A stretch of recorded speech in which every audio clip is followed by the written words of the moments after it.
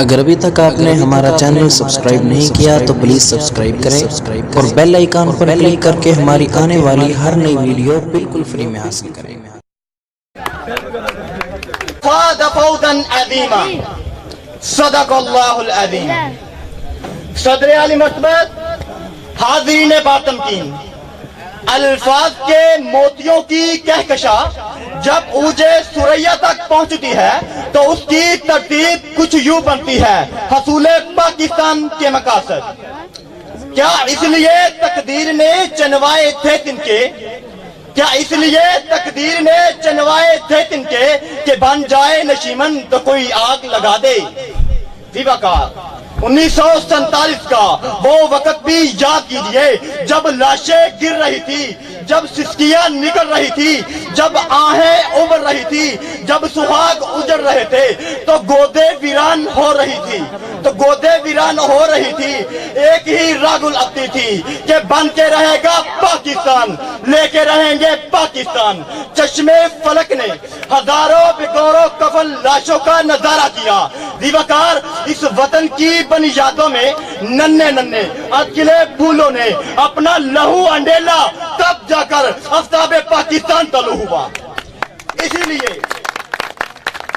اسی لیے آج ان شہداء کی روحیں تڑپ تڑپ کر یہ کہہ رہی ہے: ہم نے سوکھی ہوئی شاخوں پہ لہو چھڑکا تھا، ہم نے سوکھی ہوئی شاخوں پہ لہو چھڑکا تھا، پھول اگر اب بھی نہ کھلتے تو قیامت کرتے۔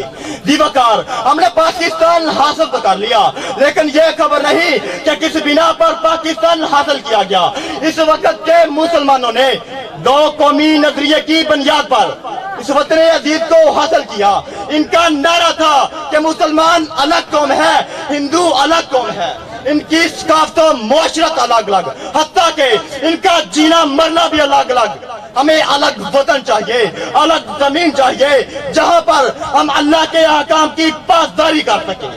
پاکستان حاصل کرنے کا مقصد تھا کہ یہاں پر اسلامی قوانین نافذ کیے جائے اور ان کی پاسداری کی جائے۔ آج ہم اپنے آپ پر غور کریں، آج کے اس پاکستان کو دیکھیں، آج کا نوجوان اٹھتا ہے تو انہیں شکل اچھی لگتی ہے انہیں ہندوؤں کی جن سے پیچھا چڑھا کر مسلمانوں نے ہجرت کی تھی اور راستے میں قتل عام کا شکار ہوئے۔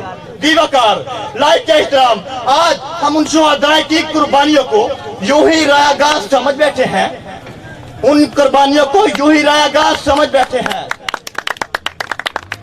اے نوجوانان ملت، آئیے ہم اس ملک کو ترقی کی راہ پر گامزن کریں، اس ملک کو ترقی کی راہ پر گامزن کریں۔ شاید یہ میرے شعر جذبات کی ترجمانی کر سکے۔ میری چاہتوں کے مسکن، میری چاہتوں کے مسکن، میری راحتوں کی بستی، میری آرزو کے محور، میری نازشوں کی وادی، میرے خون کا ایک ایک قطرہ تیری امانتیں میں تڑپیں گی تیری خاطر جتنی بھی دھڑکنیں ہیں۔